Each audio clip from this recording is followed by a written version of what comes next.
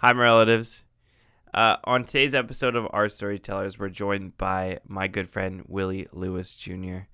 Willie is a father, cultural knowledge keeper for the Squamish people and community, an amazing drummer, singer, among many other things. What I really enjoyed about this episode is that it was the medicine that I just so happened to need on this day. We had a nice statutory holiday, Monday morning coffee, and I'm really grateful to have opened up the family relations through protocol with Willie and his family as well too. So without further ado, we'll jump into the podcast. Please welcome my good friend, Willie Lewis Jr. Hello, my relatives. How are you? Here at Our Storytellers, we care about your spiritual, mental, emotional, and physical well-being, which is why we want to inform you that this podcast discusses topics that may cause trauma to listeners and viewers. These subjects include mentions of Indian residential schools, assimilation, ongoing harm, colonial impacts, and much more. Our Storytellers recognizes the need to minimize risks associated with traumatic subject matter. The Hope for Wellness Helpline offers immediate help to all Indigenous people across Canada. It is available 24 hours a day, 7 days a week, to offer immediate support and crisis intervention. Services are available in English and French, and in Nehiyaw, Anishinaabe and Inuktitut upon request. If you or someone you know are experiencing any harm, no matter how big or small it's perceived to be, you can call the toll-free helpline at 1-855-242-3310 or connect to the online chat at www.hopeforwellness.ca. Tsunaxen, I'm grateful for you. Your ancestors are always with you. All my relations, Riel. Because by the time they got here, they were pretty freaking good at doing what they do, eh? like doing the bad shit. Yeah, you know what I mean? Whereas like with us, like they kind of implicated more negotiations, but I feel like they just took things faster around here. Oh, for sure, yeah. You know what I mean? So yeah, that's what I heard. That's what I read and stuff like that. But I don't know. Well, that's why I always say it's unceded territory because there's never any treaty signed. There's never any, handling of anything. There's nothing. And it was like, you know what? We're going to give you this land, but then we're going to take it whenever we need it. Yeah, exactly. Yeah. Exactly. Hey, man, I'm just going to pass over this protocol here. It's just some blanket and some tobacco. And awesome. To open up the lines of communication. Like, you and I are neighbors, but Jim, are we good? Yeah, we're live now. Cool. Yeah. You and I are neighbors, but, I mean, I got so much respect for you and so much respect for your family. And appreciate that. And I just wanted to open up the pathway to a friendship as well, too. So please introduce yourself in the way that you see fit. So, Nath Queen, Sodakun Kashaman, Willie Lewis Queens na, Tsunaxen Tlahamochis no Kameo, Skohomashotikakia, Almanax than Squallen, El than Sequatals. So what I just said was my ancestral name is Tsunaxen. It means Big George. It's one of the it comes from the village of Chechoquilth, which is just where current day Seymour is, the superstore and the driving range. My English name is Willie Lewis. I'm from the Squamish Nation. I live in Capilano. I'm also half African American. It feels good in my heart to be here. All my relations. Absolutely, my friend. Let's just jump right into the life story, man. Where did you grow up? I grew up in the States. Well, I mean, I was born here, so when I was little, but I moved to the States. I think I was 2 or 3. So, I remember a little bit here, but mostly in the States. Grew up, did all my elementary, my high school, a little bit of university down there. So, I mean, I grew up really just away from that. I mean, I was here like 3 hours away, and we used to come visit monthly. We'd come up and just hang out for the weekend or whatnot, but definitely did all my everything in the States, in the U.S., just in Federal Way, Washington, so not too far. So, yeah. So what kind of environment did you grow up in? Was it like were you surrounded by Indigenous people in the States too? What was it looking like? No, I was actually completely it was just urban, just a regular. We grew up in the suburbs, so definitely not very many Indigenous people at all. Yeah, I might have been like one of the maybe 1 or 2. So it was definitely just, I grew up feeling like I was an African American. Feel like I didn't really connect with my culture, didn't really, practice it or anything. So I knew I was Indigenous, but I just didn't know about like what it was about. Mm-hmm. Why did you grow up in? My dad was in the Navy, so my mom and dad met when they were, I don't know, partying somewhere, either up here in Canada or down in Washington, Seattle. But my dad had work down there, and it was easier for him to work in the States because of his visa or whatnot, coming out of the Navy. So we moved down there, and he just, he busted his ass and worked for like 25 odd years. I mean, more than that, but since I was around for about 25 years. Yeah. Shout out to Willie Senior. Yeah. What did you notice anything different growing up in the States and then being a father here now? Like, did you notice any social differences? Like, yeah, I mean, just like some social difference. My kids are a lot more accepted here. They I shouldn't say accepted, but they're more accepting of their culture here. They have a chance to actually practice their culture, know their culture. I always laugh because anytime I speak the language, I always make sure I tell them that my son Noah, he speaks more language than I do, and he's 9. So it's just the opportunity to practice and be immersed in it. It's incredible. Absolutely. Tell us a little bit about your childhood. What were you into? What were you interested in? Oh man, as a child, I love playing video games. Obviously, that's one thing that I think I'll always stick. I still play video games. I'm 40, and I still like to game out every once in a while. But I played a lot of baseball. I was a huge baseball fan. I played football. I wrestled in high school. I played what else did I ran track. And then when I moved up here, I started playing lacrosse, and I really enjoyed that. So I mean, nice. But baseball is definitely my number one. I mean, you still see us running out the house with a pack of baseball bats and the kids in the stroller every once in a while. So totally, that's one that stuck with us. Nice. What was the first video game that got you into games? The first Contra. I've never even heard of it. What is it? It's an old school Contra game. It's like a side scroller. You run around, you got a gun, and you're like shooting aliens. And if you ever look it up, it looks like there's Arnold Schwarzenegger and Sylvester Stallone on the cover. Yeah. My dad used to play it with me. I mean, of course, you have Mario and Duck Hunt, but like the one that I like absolutely love playing was that Contra. I love playing that. And interesting. Yeah, it was a good one. I mean, there's a code that's like up, down, down, left, right, BA, select, start. It'll give you like 30 lives. That's it. See, I guarantee you ask an old head about that code, and they'll tell you, oh, that's Contra. So yeah. What are you playing today? What I played, I've been playing like Ghost of Tsushima on PlayStation 5. Oh heck yeah! Yeah, that one's fun. Full playthrough. I did a full playthrough. It's good. It's just beautiful. It's the graphics that got me. I was like, man, this is nice. I tear up the boys at Smash. If Noah can beat you, then I can beat you. Really? But, yeah. Who's your main? My main, Captain Falcon. Really? I do Captain Falcon or Ganondorf. They're both the same, but Ganondorf's just a little slower. But are you an edge guarder person? No. I'm trying to rush you. Yeah, like let's go. I was like, I'm just trying to beat you up. That's awesome, man. So then you're interested in video games, played baseball. When you said when you came up here, you got into lacrosse. Yeah. Oh, interesting. When was that? I think I was about 20 because I was too old to play. Like, I played 1 year junior B's and I went up to senior, so I couldn't play. And so not having that lacrosse base, I wasn't like I could catch the ball and I can throw the ball. I got good hand-eye coordination. Right. Got because from baseball. So, but like the shooting skills and like the stick skills, like everybody has when they grow up here, is like second to none. So I had a lot of learning to do. But one thing I did know how to do because I played football was I could hit. Yeah. And I was a big guy, and I'm big, but I'm really fast. People like underestimate how quick I am. And so they'd catch these defensive guys would catch the balls and our offensive guys. And as soon as they get the ball, there's a shoulder in their chest and they're, so I ended up picking up the name like Steven Willie Beeman. And so nice. that was my nickname. And I mean, Willie Beeman's from Any Given Sunday. He was a quarterback, but because, just the way I hit people, they were like, yeah, let's get off the train tracks, they would say. What team did you play for? I played for the North Shore Indians. Okay. Yeah, I played for the North Shore Indians my junior year, and then my few years as senior when I played with the Indians. I've always been curious about this because I remember going to lacrosse camps at the old lacrosse box over there. Yeah. But do you know where the lacrosse culture came from in this nation? Like, I'm not sure where in this nation it came from because obviously it's back east, right? It's a back east sport. But I mean, we do have some back east players. I mean, some really good players like the Pete's guy and the Gweets guy. But I don't know where they've been playing because my Uncle Sam has like been playing and he's an elder. And then there's like, a lot of the older guys, they've been playing since they were young. So I'm not sure when it came out here.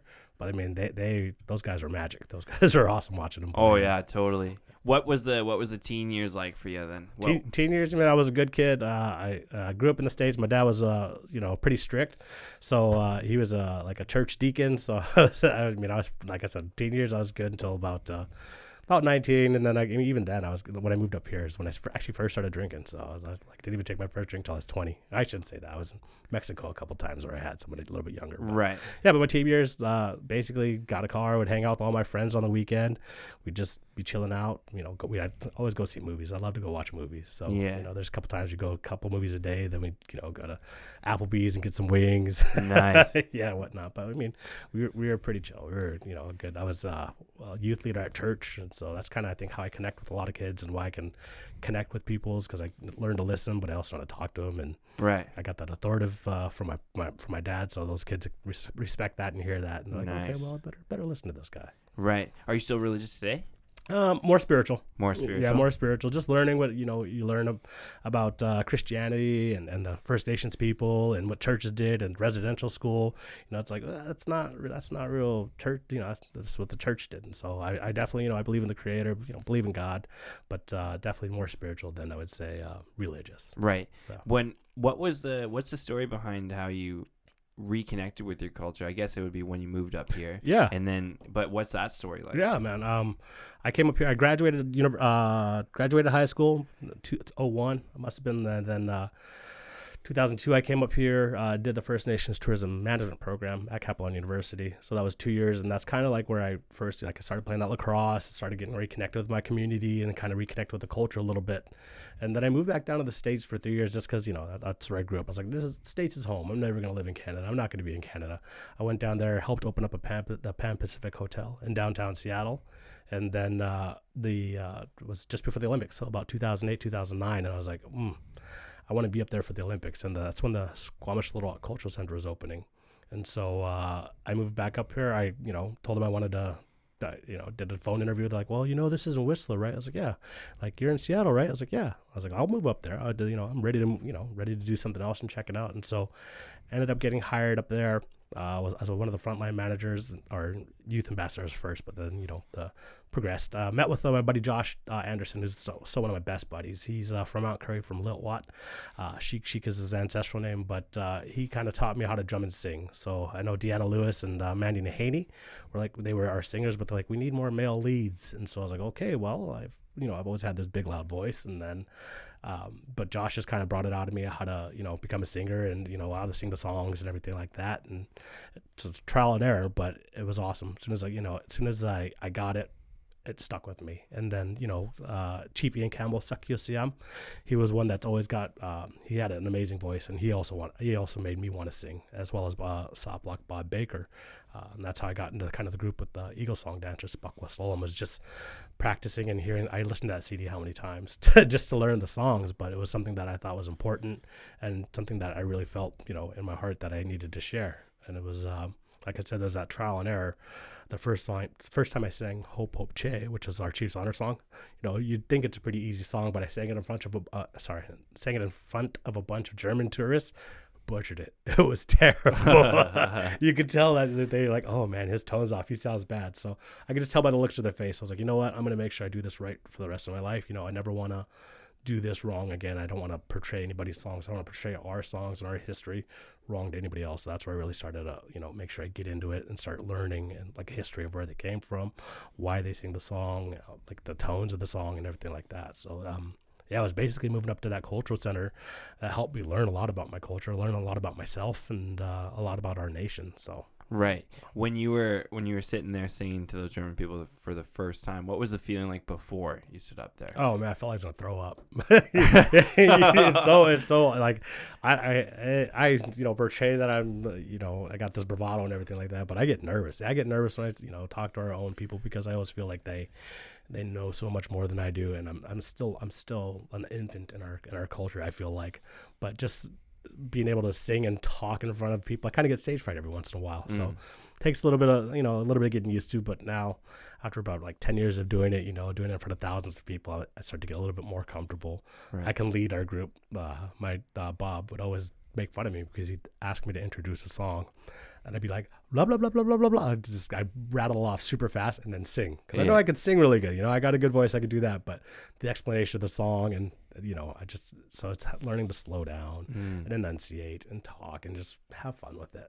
Totally. What are some of your favorite songs to sing? Like, do do you have favorites, or are they kind of tools that you have to use for specific things? Like, Yeah, no, absolutely. I have one of my favorites is probably Takaya Solom. okay, yeah, That Wolf one, song. yeah, the Wolf song. Yeah, Yeah. Wolf song is one of my favorites. I have a couple Lil Watt songs that I really like to sing. Like the 200 Pound song is a good one, or I find myself singing the Crow song every once in a while.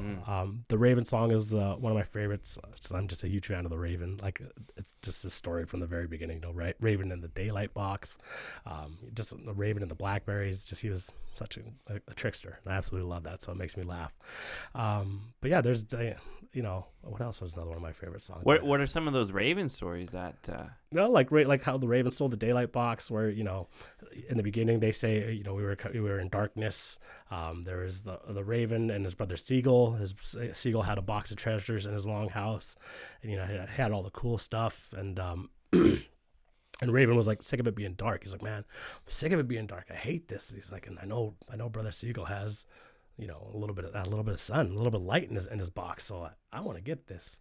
And so the Raven went to the shore, got some urchins. He had 8 urchins, and he ate them, and he cooked them up and served them for himself. And then he put the urchins on the outside of his brother Seagull's door, and he called me. He goes, "Brother Seagull, come on out. I got some urchins for us to eat." And so brother Seagull, being greedy as he is, he goes out and he steps on those urchins. He's like, ah.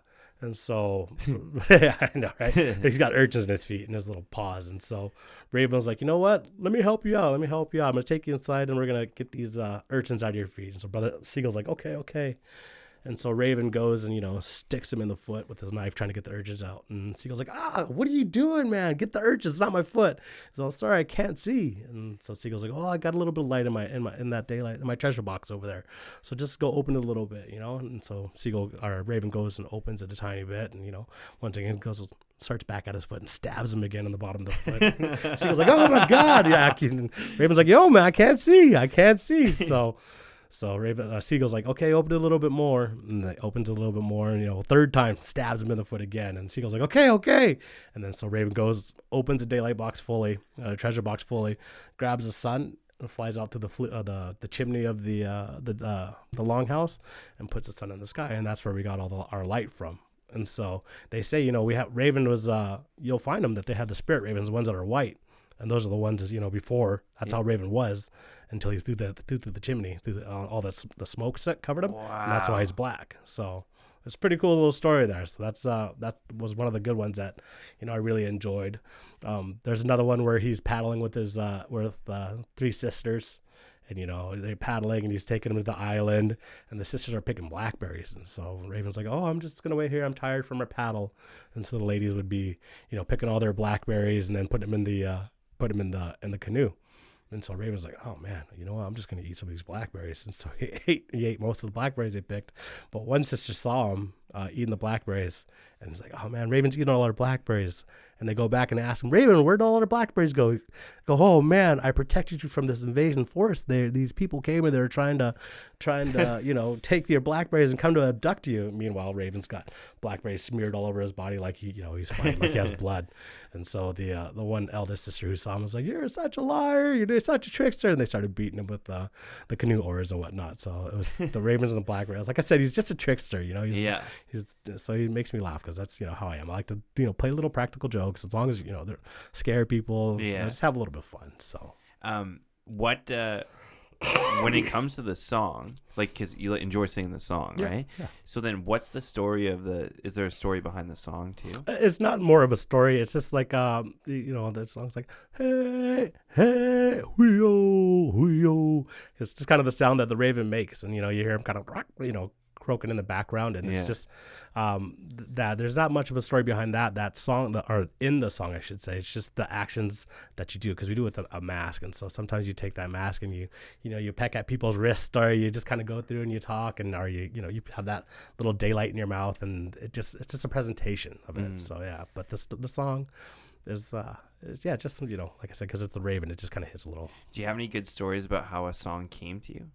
I haven't had many songs come to me because I'm not much of a composer. I sing them and I'll perform them and I will learn them, but I haven't had them come to me yet.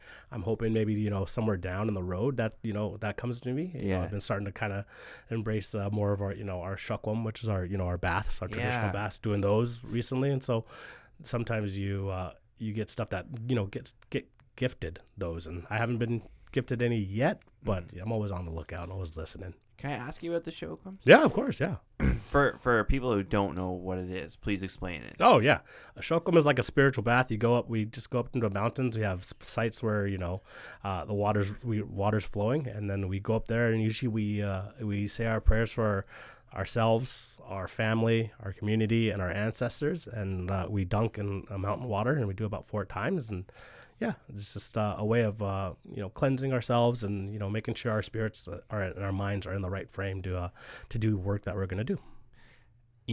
When I was, because I don't know if this is going to be in the podcast, but if it was, we mentioned this book called Conversation with Katsalano in there, and in that book he mentions Shokwums a lot. Oh yeah, like a lot, and he says like there's a lot of old stories that are in that book as well too. But one of the stories that he mentions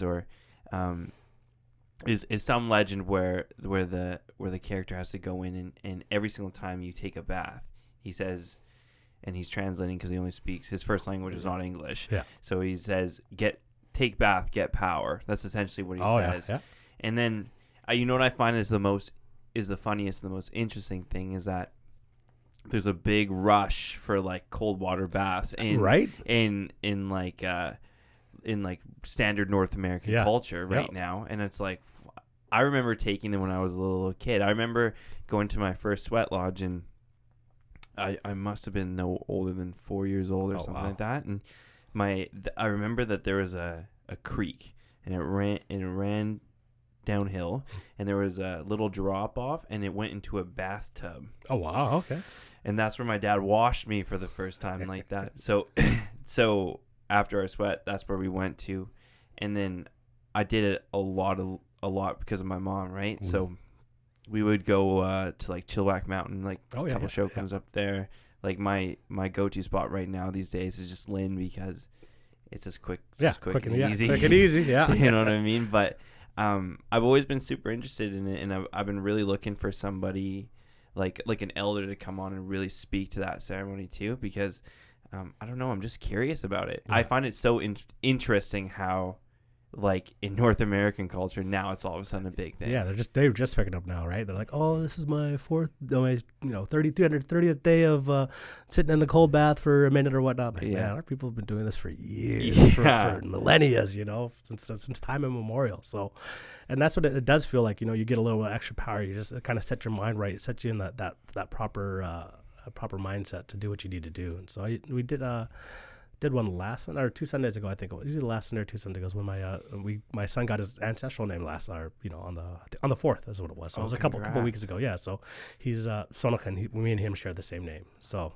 but we went up and just went up to Deeks there and did our thing. And so it's refreshing, and like I said, it gets you in that right mindset. What does your name mean? Tsunaxen was actually one of the chiefs from the village of Chechel. So he was one of the last chiefs to run that longhouse at the Seymour village. Before, when the colonizers came and they said our ceremony needed to go underground, but he was like, no, I'm gonna keep doing what I do because this is what we've done. So he was actually not like a rule breaker, but like a rebel. Oh, nice. So it's one of the chiefs from the village of Chechel. He had that his longhouse. He would run his ceremony. He would run his namings. He would still do his things until he was like his time to like they actually came and shut it down themselves. The colonizer or whatnot. And so that's what that name means. That's when it comes. That's where it comes from. Are you related to that family? Because I know that like the name passed down thing, like the names here are old as time. Yeah. Yep. Yeah.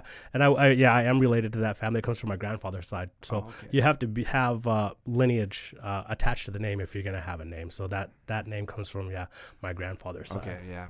Okay. I was making sure. Yeah, grandfather. I just want to make sure I was doing it right. Yeah. Well, that's awesome. And then, so eventually you develop into a singer. What was your professional career looking like in in the world? Oh man, I've kind of done a little bit of everything, but like I said, I did that. I started off in hotels, like just as a valet, and I absolutely love it because I got to meet so many people. I get to sometimes you meet. I met Sue Bird, who was the famous WNBA player, one of the best, like Hall of Famer. I'd park so many nice cars. I always really enjoyed parking cars, driving to like somebody's Mercedes 500 back in the day. But I always started off in hotels. Obviously 16, you do your guest service and whatever you do. I did work at a pizza place, worked at the laser tag arena. But 19, started off at hotels, worked at in downtown Seattle for a bit. Then I moved to Seattle, moved to Vancouver to do that tourism management. Right. Then went again back down to the States to open up that Pan Pacific Hotel in Seattle. I was doing guest service or like bellman. Then I moved up my way to like sales and marketing, and then I moved up to the cultural center, did like the frontline management. Right. Then moved my way up into sales, and then after that, what did I do after that? I moved back down to the city here, and then I started working at the Chief Joe Mathias Center, and so that's when I first started really working in the community, and that's where I found a passion and a love for the community because of all the kids. So it's funny to see some of the kids that I mentored growing up. They're now, the leaders, or they're doing their own thing. So it's pretty cool. And so just learning that culture, and then now I'm the cultural advisor for the Squamish Nation. So get kind of get into it and done a bunch of different things, but that culture always came back and always called me and always pulled at those heartstrings, and here I am. A lot of Vancouverites listen to the podcast because we tag Vancouver every single time. But what would you want non-Indigenous Vancouverites to know about the territory? Oh man, that's we're still here. Yeah. Everywhere you walk in downtown Vancouver, had a place name. It had a reason for that place name. So just that our people are still here. They're still strong. They're still thriving. And you're walking on sacred territory. It's not Vancouver, Gastown. It had that place name. I can't remember Gastown's place name, but everywhere had a story. And it's not Vancouver's new. It should 150 years, or like we're celebrating 150 years. It's like we just we've been here, like I said, since time immemorial. So we've had Sanak, we've had Mulchiston, we've had Swiat, we've had just so many different place names and so many different things. So I would love for them to know that learn a little bit about the land that you're on, because it's not just Captain Vancouver sailing in here and boom, there it is, and we're a vibrant area. No, it's like there are people here, there are communities, there's trade going on. There's so much amazing things that we had that was kind of taken away. But hey, we still thrive, we still survive, and we try to still do big things. We adapt. Yeah, adapt. Exactly. What is there anything that you would want them to know about the people in particular? Right, the land is sacred, and I think that we understand that. Is there anything in particular that you think would just blow their minds? Yeah, I think. I don't know about blowing their minds, but I think people we're always willing to share. So don't be afraid to ask. Like the way you learn is by asking. You sit with those elders, or you sit with somebody who does know. You take time to kind of get out of your own head and your own mindset and your own mind frame and learn about something else, learn about, history. And I guarantee you the stories you hear are the knowledge you'll gain will blow you away, I believe. Just because some of those elders have stories and teachings and just something that I always walk away from a conversation with an elder with a newfound story, a newfound teaching, just something that I'm like, oh, damn, I didn't even think of that. I was like, that's crazy that they know that, or they thought of that, or so just be willing to, step out of your own mindset, step out of your own head, step out of what and just be willing to learn something new. And I guarantee you will learn amazing things. What's an example of an elder who's been you mentioned a few previously, but what's a good story about an elder who has mentored you, who has taught you? I would say, Bob Baker, Soplock, he's been amazing with mentoring me, especially in like the drumming and singing. Just it's like, take it easy, man. Just relax and breathe, and it's like it's fun. And then a lot of the times, if I'm messing up, he's like, you know what?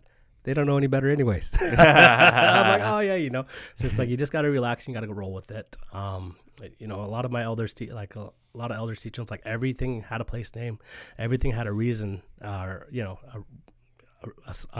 every village, I would say, had a reason or had a resource that we used, and like, a story that goes behind it. And we were super resourceful people, and just learn those. If you kind of, you can't bring back the old teaching. You can bring back old teachings, but you can't sometimes bring back the old ways, because it's just not physically possible with land or whatnot, or what you want to do. But just knowing those teachings and knowing those sometimes will help you, through a song, or you just hear. I shouldn't say hear stuff. Just kind of going on another tangent here. Just another teaching was listen. Just listen. You can't always say I know, or you can't always say yeah, for sure, because you don't. There's so much you don't know, and when you do that, the elder's like, oh, okay, well, he knows everything, so I don't need to teach him anymore. And that's when you stop learning, and that's when it gets tough. So my son, I'm telling him to stop saying I know, Noah, because he's like, oh, I know that, Dad. I'm like, no, you don't. I was like, just say okay, Dad, or like, thank you. You say thank you for the teaching. I appreciate that, because then you may have heard it one way, but an elder may tell you the same thing but tell you in a different way, and you're like, okay, well, I know it this way, but I didn't know it that way. And then, you say thank you, and those elders will still be willing to share. But as soon as you start saying I know, it shows that you got that bravado or that big head, that cockiness, that it's not, we're humble people. Yeah. So it's not like, so that's what I've had to learn myself, because in the States I'm like, oh yeah, I feel like I'm the big shot, but I'm like, okay. So now it's like, okay, thank you. It's like, I appreciate that, thank you. It's teach me. I want to learn, so thank you. Right. Yeah. Oh, you just hyped me up right there with that speech. One of the things that I've also learned is that the trade networks here were so vast. Absolutely. And I think one of the things that surprised me when I've been learning from my mom and my granny Barb and stuff like that is that each village kind of specialized in one specific thing, right? Yeah. And that's how the trade networks were established, and then that's how like that community was built across this land, right? Exactly. Yep. So they have stories of our people trading with the Mount Curry people, the Spoas, like the Spoas village, which is in up kind of towards Whistler, and so that was a trade village. They were starting to get like a little too testy, and the creators the Transformers were saying, that's enough of that, and big landslide and covered that village up. But I mean, we have, like you said, we have trade routes that go all the way down to Oregon. We have connections to Hawaii through the Nahanni family. So it's we had a wide range of trade networks, and it was our mountain goat wool which is really really sought after for those chief blankets. So that was we had an awesome trade route. So what's speaking of trade and work and all this stuff, what's a day in the life for you today? Oh man, I do a little bit of everything. So as a cultural advisor, I've been I work on artist RFPs. So anybody who's looking to do art within our community or within our lands, they kind of run through me. So a couple of projects I've been working on is Fibs Exchange, that new upgrade that they're doing there. So we are helping with that. We are looking at currently have a RFP out for the BC Marine Employees Association, the dispatch hall. So where all of the longshoremen get dispatched out of. And I thought that was really cool. I really appreciated that they came to us, because a lot of our elders and our, the ones who went before us were longshoremen. They worked on the docks. And so having an opportunity to, put a mural up there was something that I was like, yeah, of course we'd support that. I've been working on art policies and whatnot in Tsunaxen. So we have that $11 billion project just below the Burrard Street Bridge. So I'm working on the art and landscaping with our team. What else I've been working on? I work on the cultural logs. So any logs that we get from, our territory, old growth, whatever it may be, I inventory that and help handling it out to the community for when they want to do projects. Busy guy. Holy smokes. Yeah. I do drumming and singing with the little one school every once in a while. We were doing that every Thursday before the new year. So we'll probably start back up on that. What else? I said a little bit of everything, man. A little bit of everything. That's a little bit of everything. Yeah. Why is it important, do you feel, to ensure that the culture is represented in those like North American well, it's our space, yeah. But you know what I mean? Like, why is it important to include Squamish culture in the infrastructure? Because it's our way of thinking. The Squamish culture is it's who we are. It's what we are, and it helps us be visual, being seen in our own lands, and that's one thing that Chief Ian Campbell always mentions. Like, we just want to be visible in our own lands, and I was like, that's absolutely true, because like I said, we've been here forever, so we should, and they've slowly tried to fade us out or phase us out, but we're still here. Like I said, we adapt, we do big things, and we had one of the coolest meetings, and he's like, you know what? All of these big corporations can be replaced. It's like, because we can find another developer. We can find, somebody who wants to work with us. So it's important to make sure that our voices are heard, our culture is heard, because it's who we are. And it's how we honor our ancestors. Right. Because they're the ones who died for us, are the ones who, who helped keep that culture for us and helped, pass that culture down, generation after generation. So it's vitally important that we showcase it and it's represented, because it represents our ancestors. Right. Do you, man, I have this dream of putting a longhouse back on Huehue. Have you heard it? Like, that's the area where the masks come from, I think, right? So my mom is really, really passionate about, like, eventually one day having a longhouse back on Stanley Park again, which I think would be freaking wild. It would be awesome. How do you think we can get it done? Got to do some work. We got to do some work. But I think, we're trying to get on the Parks Board. There's a couple of the Squamish Nation and the Tsleil-Waututh Nation want to have voices on that Parks Board because they're trying to dissolve it. But what is going on with that? I don't even know. I just read about that, and they're like, well, we want to dissolve the Park Board, and so I don't think it's a good idea, because I think we need to have some voices, like some Indigenous voices for that park, because then people just do whatever they want. Yeah. And so I'm not sure why they try to dissolve it. I think like I said, I just briefly read about it, but I think we need to get our voices on there, because then we have that Squamish voice and that Tsleil-Waututh voice, and which is crazy. Musqueam's like, they signed away, we support the dissolve of the park board. I'm like, why would you do that? I was like, it doesn't make very much sense, but hey, teach their own. Teach their own.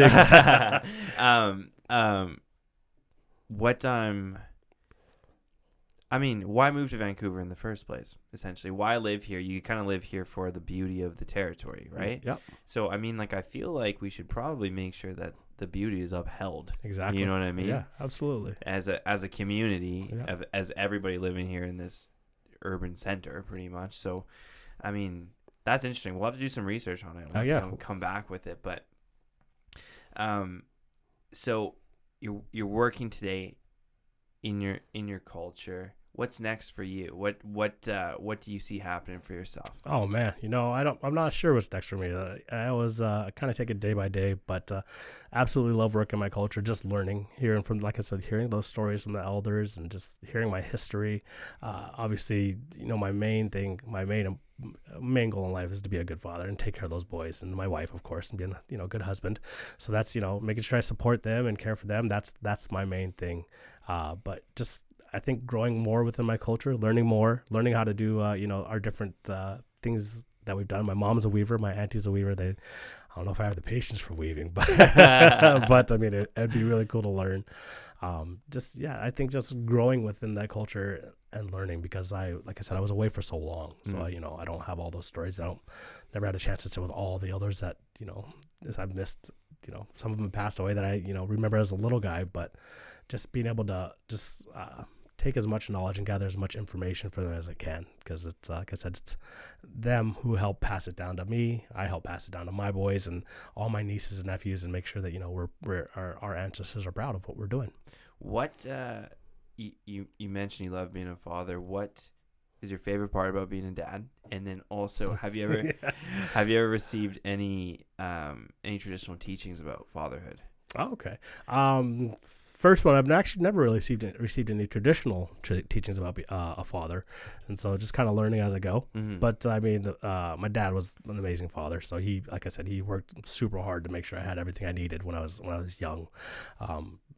Bought me a car when I was 16, so they did. He definitely supported and definitely busted his ass, and I really appreciate everything he's done. But it's funny when you turn into a father, you kind of get you see the different things as a kid that you don't realize what your dad's mad at you about, but then you're like, oh, okay, that's why I like my tools. I had a tool belt or tool box, and I'm like, where the hell are my tools? I was like, oh man, I sound like my dad. But it's just the different things. But the best part about being a father is just watching your kids grow and see how they become. You want them to be good people, so seeing them become good people and learning funny things, and I mean, watching Noah grow was incredible because he's my first, and I just bawled my eyes out when he was born, and then just watching them grow and become their own little person and have their own little attitude at their and like I said, Noah, he's not scared. He obviously feels real comfortable with you walking in your house and stealing your Kirby. I don't even know how he found that, but he's a good kid. But then hearing like Noble, he's 2. He's gonna be 3 next month, and he's just hearing him talk and getting him into his own bed. And then the funny thing is, I was like, oh, my ear's itching. And then he goes, oh, do you have Mitchins, Dad? I was like, no, I don't got Mitchins. It's just the random stuff they say, man. They're just on the daily. And then the days where you're kind of tired, you're exhausted, they just come up and give you a hug and cuddle with you and be like, I love you. And they just lay on you. And I'm like, oh man, this is awesome. I wouldn't trade this for the world. Totally. So it's just, that's the cool part about being a dad. Would you recommend it to others? I would absolutely. I mean, it's tough. You got to be prepared for it. So it's not like with our first Noah, I was like, oh yeah, I'll be a good dad, but it's a culture shock, man. All that if you can, do all the fun shit now. Excuse my language, but do all your travel, do what you want to do, have your fun, because when you have those boys or you have your child, it's about them. You're not about you anymore. It's like, what, I got this little person I'm going to take care of, this little person I'm looking after, and that's my goal in life, is make sure these guys are good, these guys are set, because that's what it's about for me personally. What you mentioned that your boy Noah is better at the language than you. How has your language learning journey been? It's been good. One reason I actually came to be the cultural advisor for the nation is because they're supposed to have a certificate program, and so they didn't have it this year. But my coworkers in the office, they talk to me all the time, and they use a language, and so I'm starting to pick it up. It's getting better. But there's certain times where they're like speaking, I'm like, what? I was like, English, and they just kind of laugh because they're speaking the Squamish, they're speaking their traditional language. But I'm like, I need English, so I can pick up a few words, and I can kind of put the sentences together. But it's so much to learn because they have a certain way of saying something, and it may have like 3 different ways of saying it. So, yeah. What's like, my dad's learning Cree right now. That gets passed down to me eventually. But like, what surprised you when you started learning the language? Because there's a lot of things that surprised me, like for example, like Wakotwin, that's the art of what we're doing right now, making relationships, but it's way deeper than that. So is there anything like that surprised you? Well, what mainly surprised me is the different ways that, like I said, how many different ways they can say one thing, right? And so it just depends on the context they're using it in.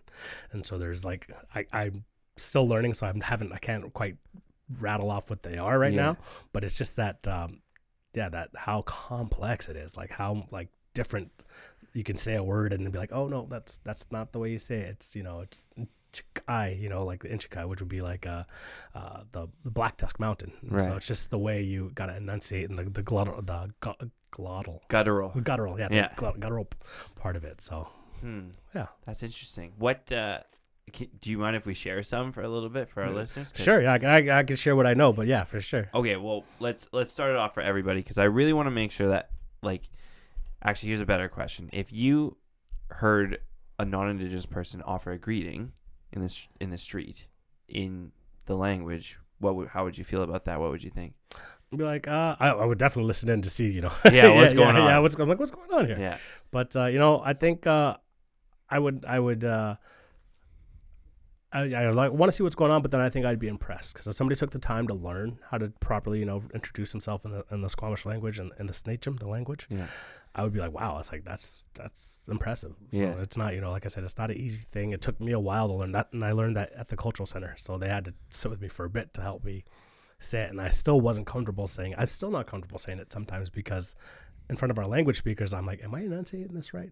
Am I saying this right? And, they're really good, like just, softly like, oh, you don't want to say this way. You want to, like I said, I used to say Queen Snas, and that's like, it's not Snas because that's like lots of people. And so it's Queen Sna. I was like, oh, okay. So it's, that's the S, changes it, right? So it's one letter. So, but if somebody wants to take that time and learn, I'd be impressed.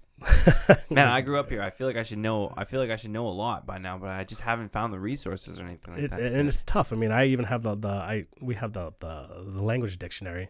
We're starting a new talking dictionary that will be like available where we can kind of go through sentences and everything like that. Oh heck yeah! And so I can get you the information for that. But oh please, yeah, it's just the time it takes, the passion that you have to have for the language and everything. Totally. And so if you're doing an introduction as a non-Indigenous person and you're doing it correctly, you've done something right. Totally. Yeah. But like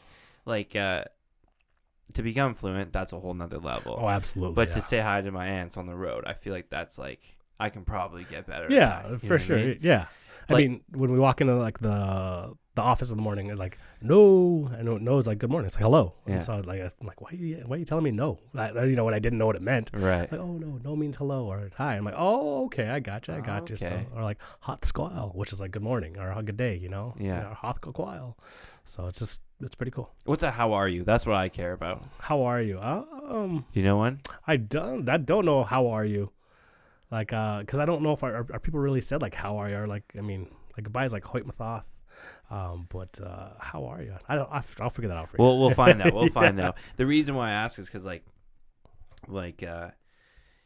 if I was to say in Cree like real nitsigasun, it would be like that's like this is what the universe calls me. Is like the direct translation to that. Okay. So I'm just curious about that because even when we ask how are you, it's like how is the whole being of you, like every single Yeah. section of it. Like that's what Tansei means. Okay. That's like it means like how's it going? Like how's your whole being doing today? Nice. Yeah, so that's what I'm curious about. That's like I think that's like the missed beauty of our languages, and like I don't think we really recognize how harsh English is. Yeah. You know what I mean? Yeah. Where like our languages is I feel like is a lot more loving, I Yeah. would say. Yeah. You know what I mean? For sure. Like caring and everything like that. I gotcha. Yeah. And I mean, I'll definitely come back on my cultural or my journey and let you know when my language journey is a little bit farther down the road. I'll be like, oh, we're going back to this. Yeah, So yeah. Let me tell you. 1 year from today, we're gonna have the Yeah. same date. What is the you mentioned some type of accreditation for the language. What was that? Oh, so they A have certificate. they have a certificate program and a diploma program that runs through SFU. And so, I've heard about that. yeah. So I haven't had, I wanted to start the certificate program.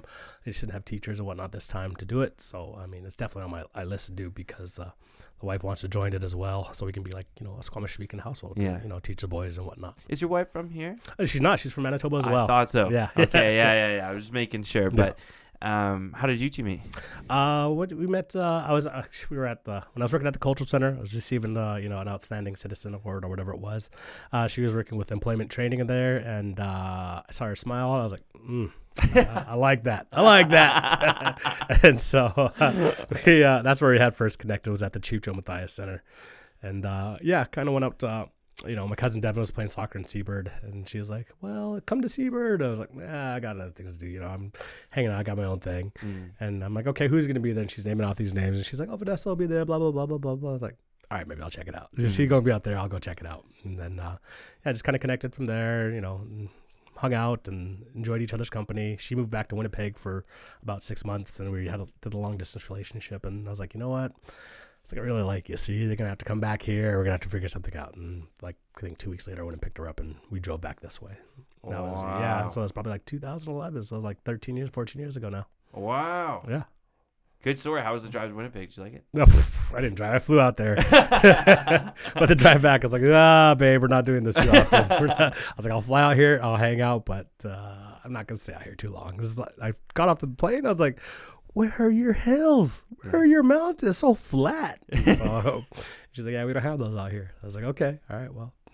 Is it bad? I actually love the prairies. Yeah. I love it. I feel so at home out there. Nice. To be honest with you, I feel like the equivalent to the mountains here is the prairie open sky, which is like something that you have to get used to. Yeah, fair enough.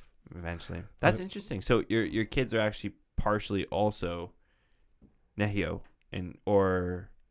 I think so. Yeah. Because she's Anishinaabe.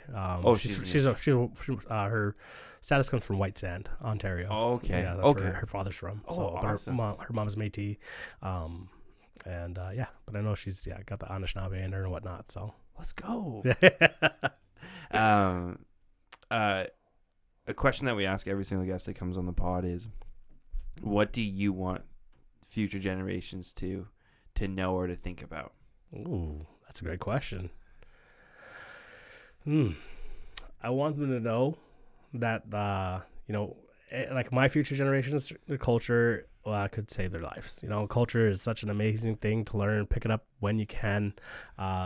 It'll give you so many great teachings, like, that I've learned. So, if I've learned it and thought it's good, then you should learn it and think it's good, and, pass it down that way. But practice your culture. Don't be afraid to ask questions. Always learn, always be a lifelong learner. That's, I always want the future generations. I always say I hate school, but I was like, you know what? You don't have to go to school to learn. You can learn from so many different avenues, so many different facets. Like you said, reading the Conversations with Catalano, or our new book that we just sent out, Tima Tameoch, I think it is, the Squamish Nation book that they just let out, or the Conversations with Mary Capilano. So just the Legends of Mary Capilano. Just being willing to learn about our culture, because that when you learn and kind of practice, like I said, it honors our ancestors who took the time to make sure we had those sacred teachings to pass down. So I would always tell, learn a culture, stay in school. I wouldn't. I mean, if you want to stay at school, but just enjoy yourself. You got to live life, and you got to enjoy it, and you got to do what works for you. What does ceremony mean to you? Ceremony, it can mean many different things. There's so many different types of ceremony. Like, it's just a sacred time and a sacred place to gain teachings and share teachings. So like you can sometimes you depends on the ceremony, but sometimes you go there to learn, or sometimes you're going there to share. And it's like, you just be open to what you hear, be open to what that's whatever the Creator may have for you. It's just being open to learning, I think, with ceremony, just gaining knowledge. Is there anyone you want to dedicate the pod to, my friend? No, I'm not going to dedicate it to anybody. I mean, I guess I'd dedicate it. If I did, I'd say, I'd dedicate it to my late grandparents, Ross and Molly, just because I never had a chance to meet them. But just being here in the culture and sharing about the culture and everything like that, it doesn't come from nowhere. It comes from our matriarchs, my Auntie Jan, my Auntie Kim, my Auntie Cindy, my Auntie Paula, my Auntie... and of course my mom. I was like, no, it's not my auntie, she's my mom. But they've worked so hard. The George sisters, they've worked so hard to do. My grandparents passed away in the M Creek slide on the Sea to Sky Highway in the 80s, and so they lost their parents, they lost a sister, and they lost that would have been my elder cousin. His name was Ross. And they could have went any which way, but they continued to stay, grounded. They continued to work on themselves. They continued to learn. My auntie learned weaving. My mom learned weaving. And so helping like them keeping it all together, is paved the path for me. So I guess I'm dedicating this to my aunties, because I absolutely love them, because they're amazing. Let's go. Shout out to the aunties. Shout out to the aunties. Okay, well, how do I say thank you? Haichka. Yeah. Haichka, thanks for coming over. Absolutely, my pleasure. Yeah, it was a good time. Yeah, definitely. Thank you so much for listening to today's podcast with my good friend Willie. Willie, if you're listening to this, thank you so much for being a guest on the show. As per usual, if you have any feedback for the show, please let us know. We're always willing to change. We're here to make sure that we produce the best Indigenous content we can possibly produce. So leave a review, leave a comment, leave a like. Anything helps. Thank you so much, Tsunaxen. I'm grateful for every single one of you. All my relations. Love, Riel.